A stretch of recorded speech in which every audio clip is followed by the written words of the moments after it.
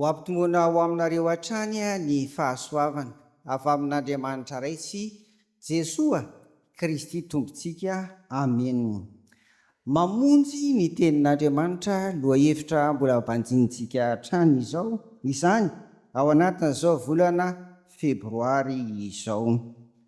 Toy ny mahazatra rehefa tahaka izao ry havana dia ny tsy anjery na ny andinin-tsoratra masina izay ianarantsika tsy anjery araka izany isam-bolana no toriana.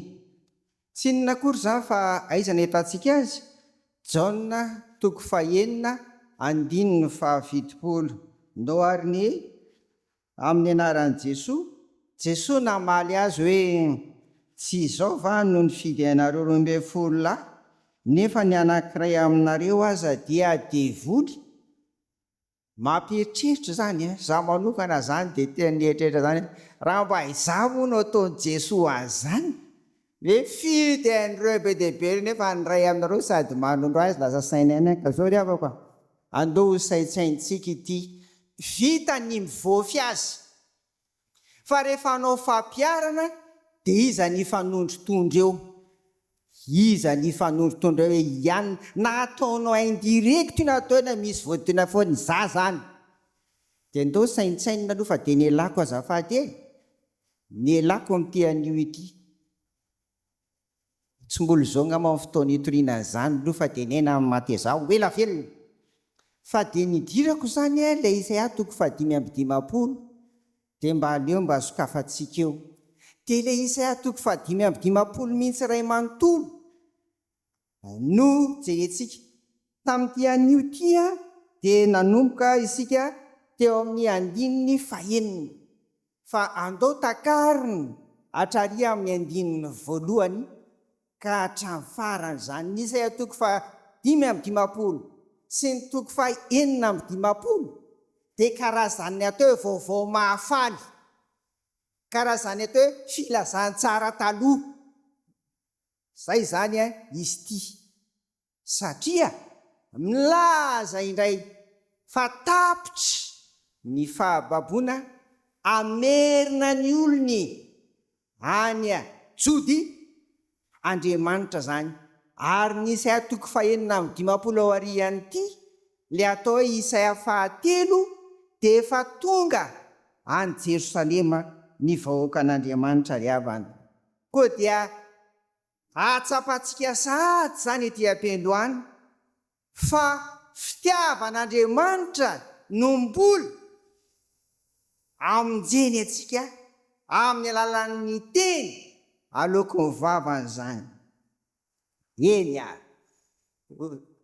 misy hafatra 3 ry havana ampitain'Andriamanitra amintsika ao anatin'izany hoe mamonjy ny tenin'Andriamanitra amin'ity Isaia 5:10 ity. Ndao vakiana ary 1 sy ny 2 amin'ny anaran'i Jesosy. Anareo rehetra izay mangetaheta makanesa amin'ny rano, ary ianareo izay tsy manam-bola avy mividika homany. Avy mividy divay sy ronono nefa tsy ambola na amin'ny karena. Nahoana ianareo no mandany vola amin'izay tsy hanina ary vokatry ny fisasahanareo amin'izay tsy mahavoky? Mihaino dia mihaino ka hano izay tsara dia aoka hiravoravo amin'ny matavy ny fanahinareo. Misy fanasana zany ataon'Andriamanitra hihinana sy hisotro, mihoatra noho ny Saint Valentin afaka omaly mihinana sy misotro azy afaka manao an'izany. Tena mifaly. Ndao ary metsika lohahevitra ilay afatra voalohany hoe maimaimpona ny famonjena, maimaimpona ny famonjena. Eto dia manasa ny olona anatona ny fanasana lehibe ny tompo. Fanasana araka ny nambarako teo, hisotroana sy hinanana ny tena tsara. Ary raha tombanana vola izany dia tena lafo ary dia tena lafo. Antsony andray anjara tsy akanavaka voalohany amin'izany ny vahoakan'Andriamanitra. Ry havana, sary ny famonjena ataon'Andriamanitra amin'ny olony indray ity, satria araka ny nambarako teo hoe vita izay famaizan'Andriamanitra 70 taona tany Babilôna, iverina ody amin'ny tany indray ny jiosy ohatra ny fiteny zany. Ry havako, ity sarina fanasany ity koa dia tanteraka aty amin'ny testameta vaovao ary ambarany any amin'ny apokalipsy fa isy koa ny fampakaram-badiny zanak'ondry zay anasana an'ireo olom-bo antso, ireo olom-bo vonjy rehetra iombona tabatra amin'ny tompo ao anatin'izany rahatry izay. Ry havako, raha milaza zany eto ny tenin'Andriamanitra hoe mamonjy antsika, dia ambarany mazava fotsiny fa maimaim-pony zany, maimaim-pony zany. Reto ny roa tsara marihana amin'izany maimaim-pony zany. Marihana voalohany dia ao anatin'ny maimaim-pona indraindray tsy asian'ny olona vidiny. Raha vao zavatra amin'ny maimaim-pona dia tsy asian'ny olona vidiny zany le izy. Ary indray koa raha vao zavatra ny low cost dia ohatra ny tsy makaiza koa zany. Fa raha tsy atao le izy ambonimbony, qualité zany, kalitao zany.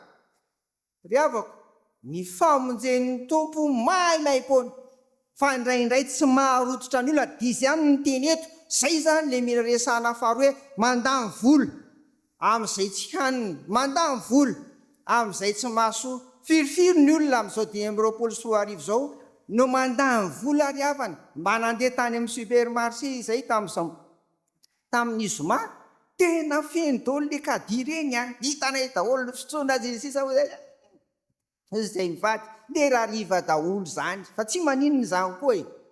Fa misy tena mandany vola amin'izay mahasoso mahatsara ny fiainany eto amin'ity tany ity. Fa ny tsara andanitsika vola koa ry havana dia zay rehetra mahasoa atsika amin'ny lafiny ara-panahy zany araka ny hitantsika eto. Eto dia atsapatsika tsara zany fa ny asan'Andriamanitra koa dia misy vola, misy harena, misy afonao ao anatin'izany mba hatanteraka ny famonjena ho anao sy ho an'ny hafa ihany koa. Ry havana, ny famonjen'Andriamanitra maimaim-pony dia tanteraka atao amin'i Jesosy Kristy. Ahoana na tanterahany azy? Na latsany ny rany, na tolony ny ainy manontolo, maimaim-pony, tsy voavidiko voly zany, tsy voaviditsika rehetra voly zany, ary dia efa tanteraka teo amin'ny fiainantsika rehetra ry havana izany. Takinary ary andrasan'Andriamanitra amintsika mba ho tanteraka zany hoe andao daholo ny olona rehetra andray ny famonjena maimaim-pony mba hatanteraka an'izany, dia tsy handeha lavitra isika. Fa ny 17 na dia maimaim-pona rio dia lakile kosa ny 17 e. Raha vao tsy ao io dia tsy tanteraka le izy. Ndao nge vakina ny 17 hoe aoka ny ratsy fanahy ahafoy ny lalany, ary ny tsy mariny ahafoy ny heviny. Aoka hiverina ho amin'ny Jehovah ireny, fa hamindra fo aminy izy. Eny ho amin'Andriamanitsika fa hamela heloka dia hamela heloka tokoa izy. Inona ny takian'Andriamanitra zany? Fibebahany, fiverenana aminy sao dia mbola varom-bariny ohatra n'le 70 taona tany Babilôna. Tsisy tepolo tany, tsy maninona na mivavaka na tsy mivavaka, tsy maninona na mandeha ny am-piangonana na tsy mandeha. Fa izao kosa dia miverena, zay mitsy saneteneniny eto miverena amin'Andriamanitra. Mibeba, rehefa namaky an'io 17 dia misy teny zay tena mibaiko ao miveriny indroa hoe aoka, aoka. Zay zany le izy. Voalohany, aoka ny ratsy fanahy. Raiso amin'izay andraisana azy zany ratsy fanahy zany, fa tsy amin'ny finoana kosa ny kely finoana ao anatin'izany. aoka ozy ireo hafoy na eto moa de hoe mandao afoy inona lalany zay efa nalehany hatramin'izay foana miova avelo hoan'izany zay zany lizy teny faharoa ny marina afoin'inona ny eviny azafady ny tsy marina azafady le tsy marina eto de ny mpanao ratsy de hiala am'izany toe-tsaina izany ay misy zany le izy ka ny fibebahana zany de sady eo amin'ny fo ny eo amin'ny sainako le toe-tsaina mihitsy mila mibebaka zany mila miova niala tamin'ny lalana fanaleta aloha tsy nahasoa verina kosa indray de tia ny nafinaritra tamin'io le voambolana hoe fa amela heloka de amela heloka tokoa izy ny matoateny hebreo amin'io tsy manana sujet afa-tsy Andriamanitra ihany izy ihany ny mpanao an'io tsisy za tsy mahavita an'io na de pastera azy ianao tsy mahavita an'io io le voambolana resahany io ary vo mainka teneny le hoe mamela heloka be debe abondamment tena be debe tinambara amin'io na inona tonga am'le fiteny fotana mahafaty zay ratsy indrindra tsy fampiseho masoandro nataonao tamin'izao fiainana zao na de efa nataonao tamin'ny taona 2000 aza de mbola ampatsahivon'ny sasany am'izao 5 sy 10 zao hoe enao anie le tahaka zao hoe tsy maninona fa Andriamanitra rery no manao an'ity le hoe amela heloka tokoa na be debe ity ry havana fotoana zany zao mahazony mandray an'izany hoe mamonjy ny tenin'Andriamanitra izany de zao fibebahana kosa ny laklen'izany de mahazo ianao efa ao zany ny plasinao reserve ao am'le fanasana lehibe endriky ny famonjena fanantenana fampanantenana omeny tompo atsika teny anjaranao za de tandremo tsy ho lasa ny afy ny anjara sezanao ao anatin'ny fanasana lehibe zay maimai-pona endriky ny famonjena omeny tompo atsika tsirairay avy io manaraka de zao toetran'Andriamanitra rery koa io mamindra fo io ny olona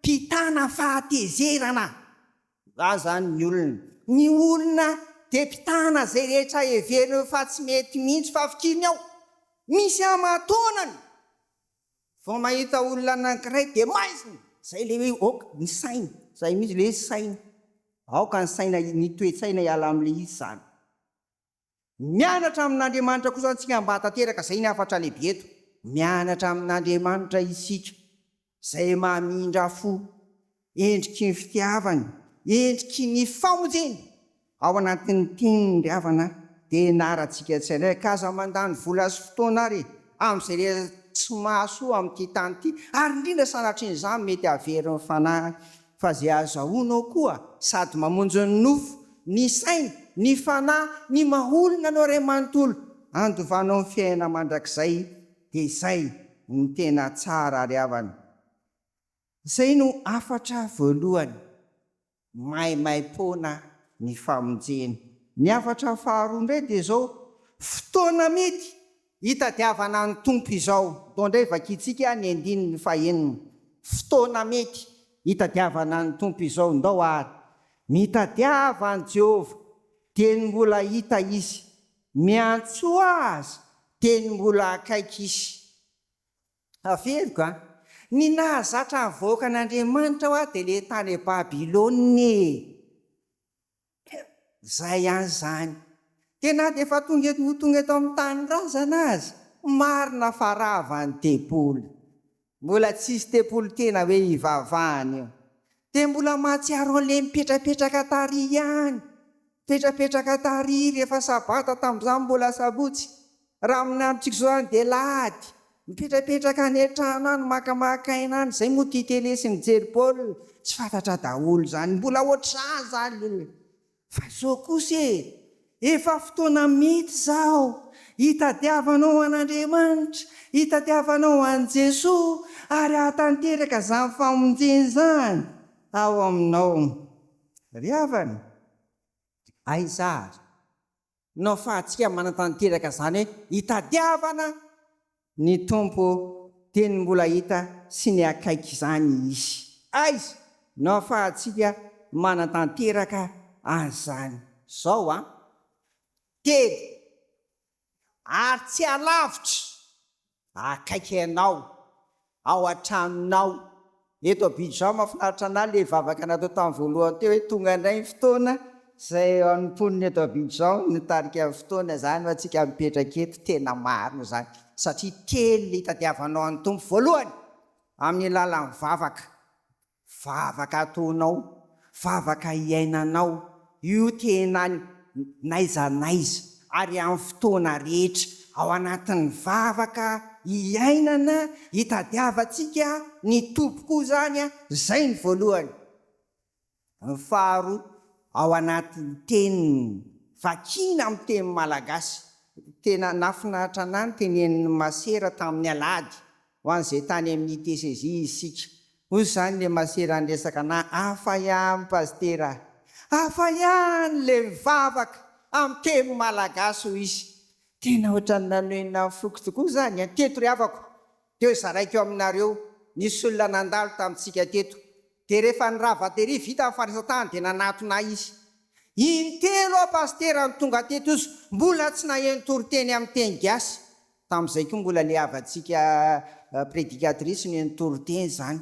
Dia izay amin'ny heriny ianao maheno efa tsy eto tsondray aho. Izy tena baiboly voasoratra amin'ny teny malagasy, na izay tianao amakiana azy atao français fa eo ampelantananao izany.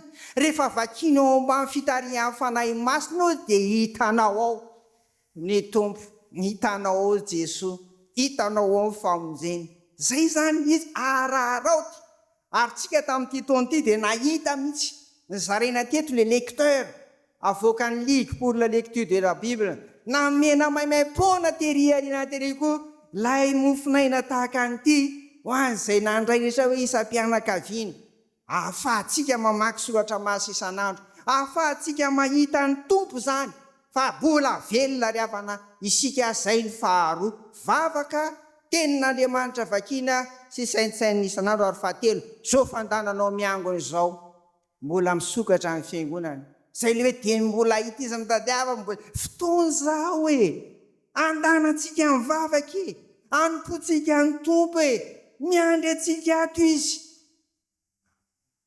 Eritrereto izao fa rasanatra nirava ianao nefa tsy nahazo, tsy nahita ny tompo, dia sady mieritreritra izay le ety aloha ety natafita ve sa tsy natafita, dia mieritrereta koa ianao izany hoe nanahoana le izy. Fa isika rehetra tsirairay avy ireo tonga mivavaka ry havana manompo ny tompo aty am-piangonana dia mitady, samy mitady an' Jesosy isika. Zao no mampieritreritra raha toa ka tsy mitady ny tompontsika dia izao dia tandremo fa misy fahatarana io. Aiza fahatarana? Izany no mahatonga ny olona rehefa maty manao an'izao karazana fiteny sy izao karazana ritoaly samihafa izao mba hampinonana ny rehetra. Izy ary olona ka mivavaka dia teneny izany hitsenanao eny amin'ny raha ony lanitra ny eny anjely makatsy makary. Indray andro izay ho tany amin'ny fiangonana dia mijoro ery koa pastera izany dia hita amin'ny masoko izany dia hoe rehefa reny izany ka rehefa hiditra eo izany le faty dia le dekonina dolo mandray azy: Diosy pastera, midira fifalian'ny tomponao tany amin'ny 20 taona mahery, 30 taona mahery lasa ry havana nahitako an'izany. Atao daholo izao fihetsika rehefa tsisy azo atao rehefa maty, tsisy dinika.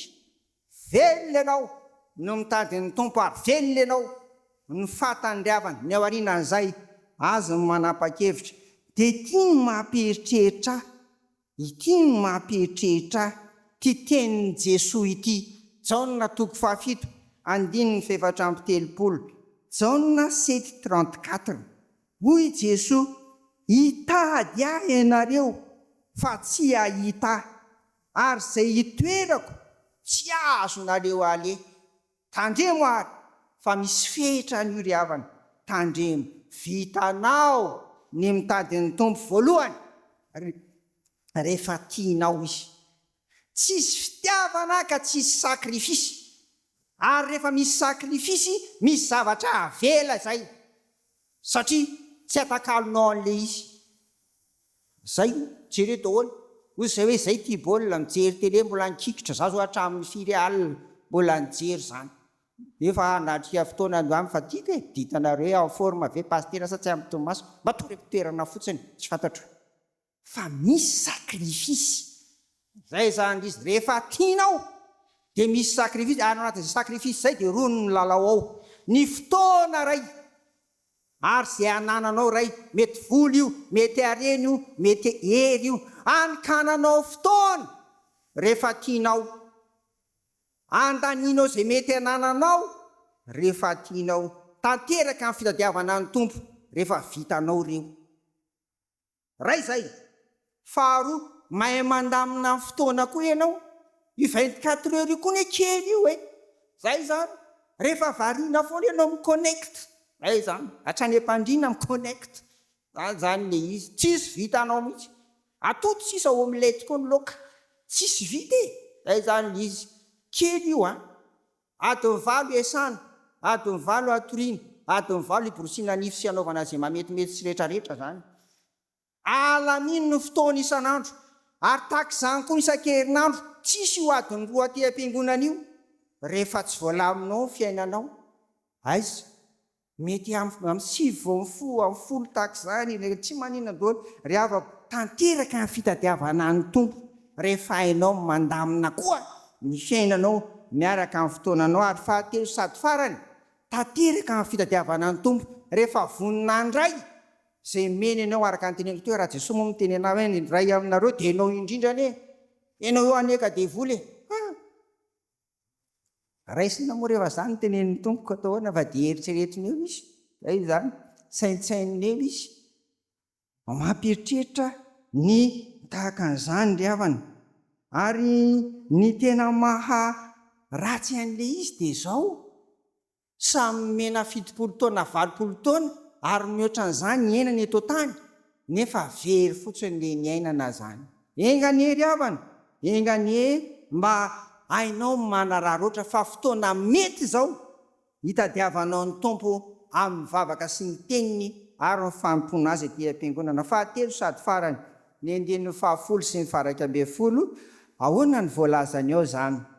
Fa toy ny ranonorana sy ny oram-panala milatsaka avy any an-danitra, ka tsy niverina any raha tsy efa nahavotony tany, ka nampanisy nampavokatra azy, mba hahatonga voa amin'ny mpamafy sy hanina ho an'ny mpihinana, dia ao tahaka zany ny teniko zay naloko ny vavako, tsy hiverina amiko foana izy raha tsy efa mahatanteraka azy sitrako ary ambinina amin'izay ampandehanako azy. Nafinaritra lay Timoty 2:7 teo. Ozy mihitsy Paoly, ny tenin'Andriamanitra tsy voafatotra. Zay zany le izy. Tena tsy voafatotra io teo amin'ny tantarantsika, ny firenentsika. Nanomboka tamin'ny taona 5:390 volana marsa tamin'izay 1835 no nanambarany ranavalona voalohany, fa tsy mahazo vakiana intsony ny baiboly zay manao batisa dia tsy mahazo manohy an'izany intsony miala batisa ozy sisa sy ny tahaka izany. Fa inona vao mainka aza tany ho any, misy foana niny vavaka ary dia 2 taona tao arian'izay, 14 aogositra taona 7:390 dia nisy ny martyra voalohany, dia rahasalama izany. Tena tsy voafatotra tokoa ny tenin'Andriamanitra. Ka eto zany dia mena lohahevitra izy ity hoe tsy mivery-potsiny any amin'ny tompo ny teniny.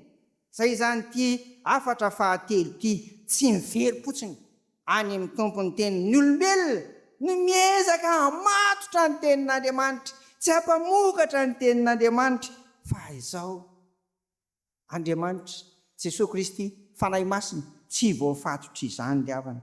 Jereo ange 3 taona ny Jodasy le tenen'ny Jesosy amin'ny jaona toko fahinandimy fa fitokolo misy nitsenjery iny 3 taona ny tenena ny tompo taminy 3 taona ny rahana taminy fa tafita aminy le tenin'ny mpianatra amin'ny 1920 amin'ny toko fahenina io tsy anisan'ny nandray an'le tenin'ny fiainana mandrakizay izy satria izy mantsy Jesosy ianareo koa ve mba te hiala Diso mpianona no zay tsy ala ao any amin'iza moa izay ianao no manana ny tenin'ny fiainana mandrakizay eo 1920 misy an'izany amin'ity jaona toko fafito ity ry havako tena fotoana izao hoe tahaka an'le teo ihany koa tena hiasa ao amin'ny tenantsika hiasa ao amin'ny fiainantsika ray manontolo dia voalohany amin'izany no fotsika ny tenin'Andriamanitra dia le tenin'Andriamanitra voasoratra mihitsy voarakitra atao amin'ny baiboly ilay ny vakiana sy ny saintsainy genesisika hatramin'ny apokalipsy nandona ny fo raisy ny fo nanova ny fiainantsika zay zany ilay hoe tenin'Andriamanitra miasa ary tsy miverina fotsiny any amin'ny tompo faharoa dia eritrereto ihany koa fa tsy le teny soratra ihany io tenin'Andriamanitra tsy miverina io any amin'ny tompo raha tsy efa nahavita nanova ny foko sy ny fonao fa Jesoa mihitsy koa Jesoa ilay tenin'Andriamanitra tonga nofo roany ny iraka nampanaovana any Jesoa raha fitoniny voalohany ampibebaka sy ampibebakanao tonga ozy fanjakan'ny lanitra mibeba zay zany izy ampibebaka sy ampibebakanao faharoa amonjenao amonjy atsika rehetra atreo aloha zany fa anomana koa atsika amin'ny fiainana mandrakizay izy ry havana koa mampieritreritra ihany koa zany amin'ity hoe tena sanatria ve no fatorako ny tenin'Andriamanitra ka tsy niasa tamin'ny fiainako tamin'ny foko tsy nanova tsy nanamboatra dia amaranako ny toriteny dia zao ry havana rehefa atambatra ireo averina ihany maimaim-poana ny famonjena fotoana mety tadiavanao ny tompo izao ary eo ka mba hisy asa fa tsy mivery-potsiny any amin'ny tompo ny teniny nisy asany teo amin'ny fiainanao teo amin'ny fonao teo amin'ny mombanao manontolo indrindra ilay fisainana ny resahana tamintsika teo reto misy fanontaniana roa fotsiny ry havako ela nampandray ny azo hoe efa any amin'ny 70 taona any fa tena nanova ny fiainako tokoa ve ny tenin'Andriamanitra ry havana faharoa Jesosy ve nahavita nanamboatra ny foko tamin'ny alalan'ny teniny rehefa nanatanteraka ny famonjena maimaim-poana hoa navita nanova ny foko sy ny fiainany ray manontolo sy ny fiainako ray manontolo ve ny tompo dia an'Andriamanitra rery ny voninahitra amin'izany rehetra izany amen